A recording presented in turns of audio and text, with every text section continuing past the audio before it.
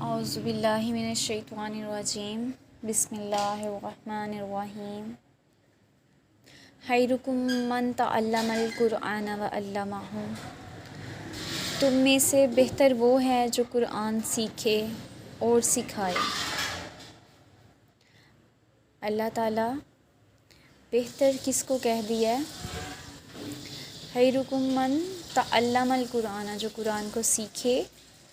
اور سکھائے۔ جس نے قرآن کو سیکھا اور سکھایا وہ تم میں سے بہتر ہے۔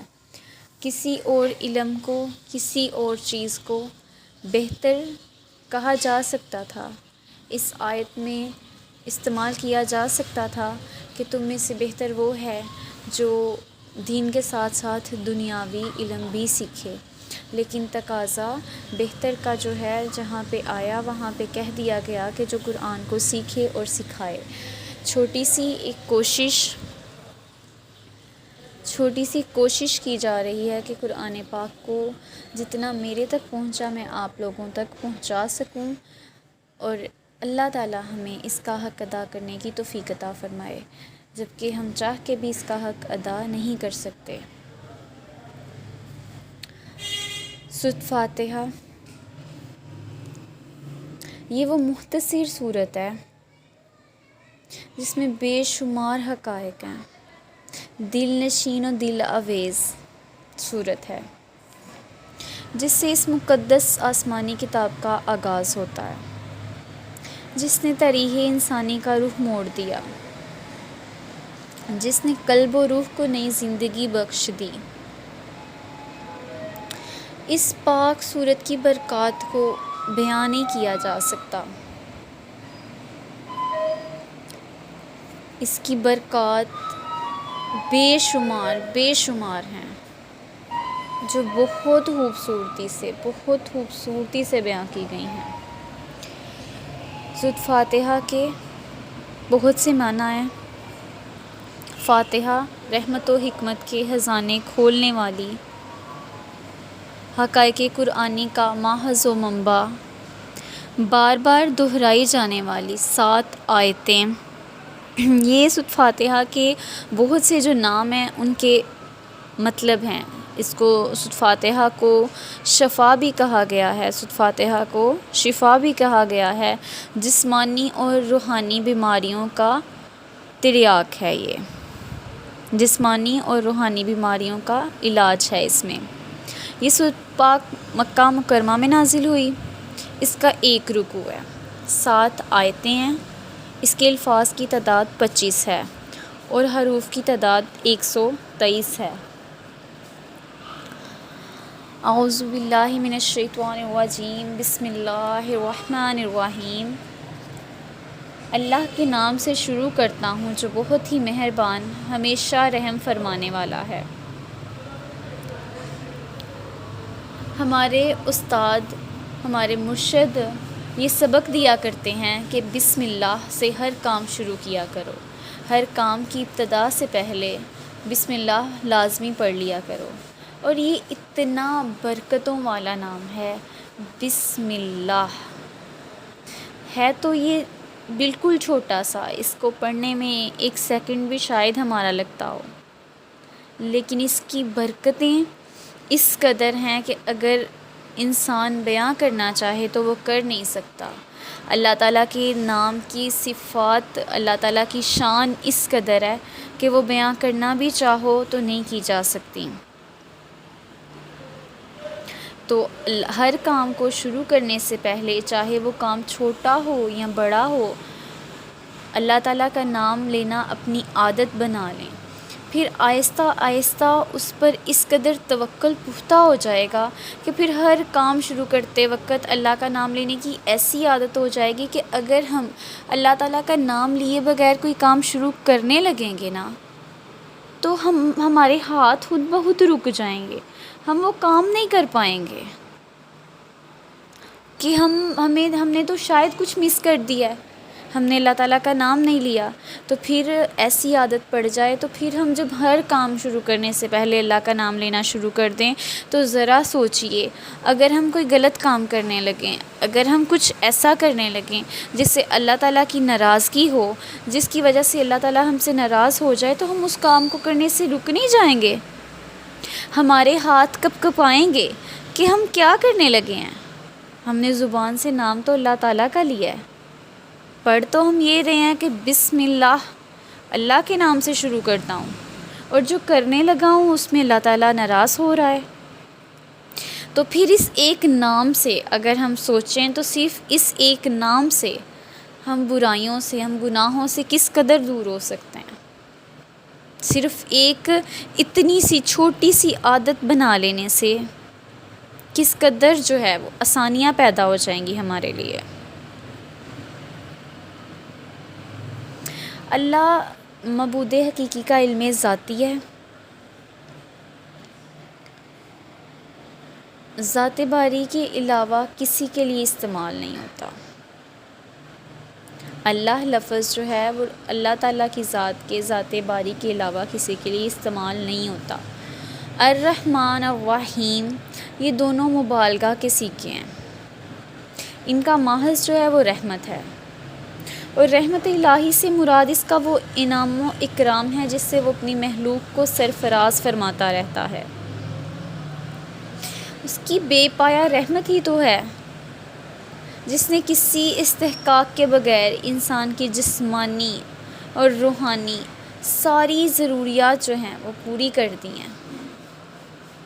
یہ اللہ تعالیٰ کا بے حد و بے حساب کرم ہی تو ہے، اس کی رحمت ہی تو ہے کہ وہ لگاتار ہماری ناشکریوں اور نافرمانیوں کے باوجود ہم پر اپنا کرم کیے جا رہا ہے۔ کبھی اس نے اپنی رحمت کے دروازے ہم پہ بند نہیں کیے۔ کبھی اگر ہم غور کرنے بیٹھے نا اپنی زندگی میں، کچھ لمحات اپنے دن کے نکال کے تو ہم اگر بیٹھیں اور یہ سوچیں کہ اللہ تعالیٰ کی ذات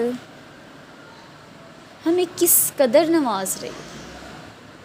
سارا دن ہم اس کی نافرمانیاں کرتے گزار دیتے ہیں، سارا دن ناشکریاں کرتے گزار دیتے ہیں۔ ہمارے پاس تو یہ نہیں ہے، اللہ تعالیٰ نے تو ہمیں یہ نہیں دیا، ہمارے پاس تو یہ نہیں ہے، اس کے پاس یہ ہے۔ اتنا کچھ اللہ تعالیٰ نے اسے مجھ سے بہتر عطا کر دیا ہے، اور میرے پاس کیا ہے؟ پھر 5 وقت جب اللہ تعالیٰ ہمیں پکارتا ہے اپنے دربار میں حاضر ہونے کے لیے، اذانیں ہمارے کانوں تک تو پہنچتی ہیں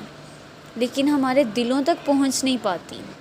اور ہم اس پکار کو نظر انداز کرتے ہوئے، اللہ تعالیٰ ہمیں بچائے اس چیز سے، نظر انداز کرتے ہوئے اپنے دنیاوی کاموں میں اسی طرح مگن رہتے ہیں۔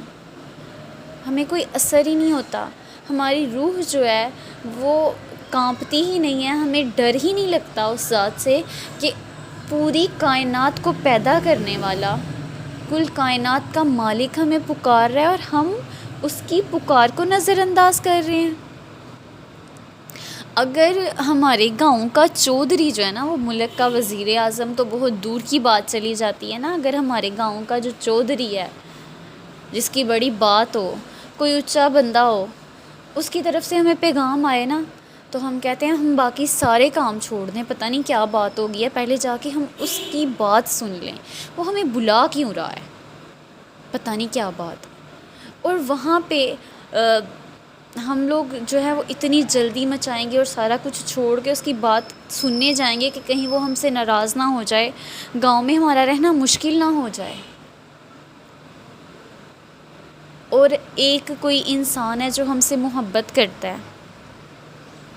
وہ ہمیں 1 دفعہ بلائے گا، 2 دفعہ بلائے گا، چلیں کسی کی نہیں اپنی بات کر لیتے ہیں، ہم جو ہیں وہ جن سے بڑی محبت کرتے ہیں، جو ہمارے رشتہ دار ہیں، عزیز و اقارب ہیں، ہم انہیں 1 دفعہ بلا رہے ہیں وہ نہیں آ رہے، ہم انہیں 2 دفعہ بلاتے ہیں وہ نہیں آتے، پھر جی ہمیں ان سے بڑی محبت ہے، ہم انہیں پھر سے بلا رہے ہیں اور وہ ہمارے بلاوے پہ پھر نہیں آ رہے، تو کیا ہم انہیں بار بار بلائیں گے؟ ہم ناراض نہیں ہو جائیں گے کہ یہ بندہ اپنے آپ کو پتہ نہیں سمجھتا کیا ہے، میں بار بار اس کی طرف جا رہا ہوں اور یہ ہے کہ آگے سے نخرے دکھا رہا ہے، تو میں نے اب اس سے بات ہی نہیں کرنی، ہماری انا کا مسئلہ آ جاتا ہے نا اس جگہ پہ، تو ہمیں پوری کائنات کا خالق و مالک دن میں 5 دفعہ بلاتا ہے، اور ہم اس کی پکار کو نظر انداز کرتے ہوئے پھر سے اپنے کاموں میں اسی طرح مگن رہتے ہیں۔ اور وہ رب، وہ اس قدر رحیم ہے، وہ اس قدر کریم ہے، اس کی رحمت اس قدر وسیع ہے کہ وہ پھر ہمیں رزق عطا کرتا ہے، وہ پھر ہمیں اپنی ساری نعمتیں عطا کرتا ہے۔ اور اس سب کے باوجود جب بھی گناہوں سے بھرے ہوئے، حد سے زیادہ گناہ لے کے جب ہم اس کی طرف جاتے ہیں، جب ہم ایک قدم بڑھاتے ہیں، جب ہم اس کو پکارتے ہیں، تو وہ ہماری پکار پہ فوراً لبیک کہہ دیتا ہے۔ وہ جتاتا نہیں ہے کہ بندے تو نے فلاں ٹائم کیا کیا تھا، میں نے تجھے پکارا تو میرے دربار پہ حاضر نہیں ہوا، میں نے تجھے پکارا کہ میرے سامنے آ کے سجدہ دے، تو میرے دربار میں حاضر نہیں ہوا، تو نے نظر انداز کیا، تو اپنے دنیاوی کاموں میں مصروف رہا۔ اللہ تعالیٰ ہمیں اس چیز کا کہتے ہی نہیں ہے، دوبارہ سے پھر سے اپنی آغوش میں فوراً سے رحمت کی آغوش میں لے لیا جاتا ہے ہمیں۔ تو اس رب کی رحمت کس قدر ہے ہم لوگوں پر، اور ہم لوگ پھر بھی ناشکرا پن کریں، ہم لوگ پھر بھی اس سے گلے شکوے کریں، اس کا شکر ادا نہ کریں۔ اس کی رحمت و محبت کو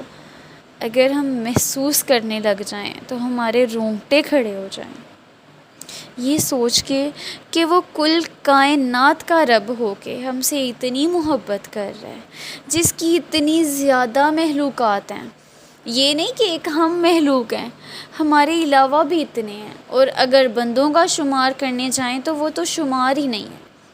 پھر بھی وہ ایک ایک بندے کی سنتا ہے، اور ہمارا تو صرف ایک رب ہے، ہم اس کی نہیں سنتے۔ یہ وقت ہے ہمارا کہ ہم اپنا محاسبہ کریں، اپنے گریبان میں جھانکیں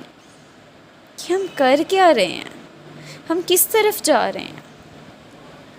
ہم دنیاوی کامیابیوں کو کامیابیاں سمجھتے ہیں، ہم سمجھتے ہیں ہمیں دنیا مل گئی، ہمیں دولت مل گئی، جس سے ہم محبت کرتے ہیں، ہمیں وہ مل گیا، زندگی میں جو چاہا وہ سب مل گیا تو کامیابی ہے۔ اللہ تعالیٰ سے، اس کے محبوب سے اگر ہم دور ہو گئے،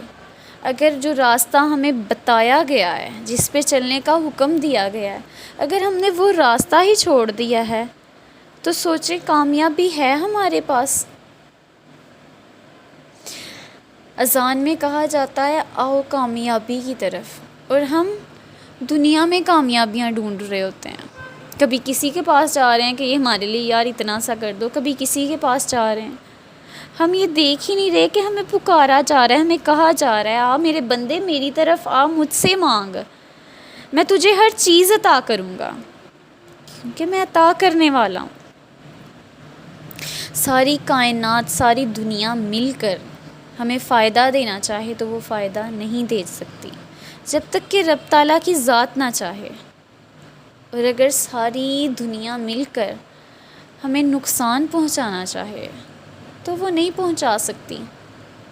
جب تک کہ رب کی ذات نہ چاہے۔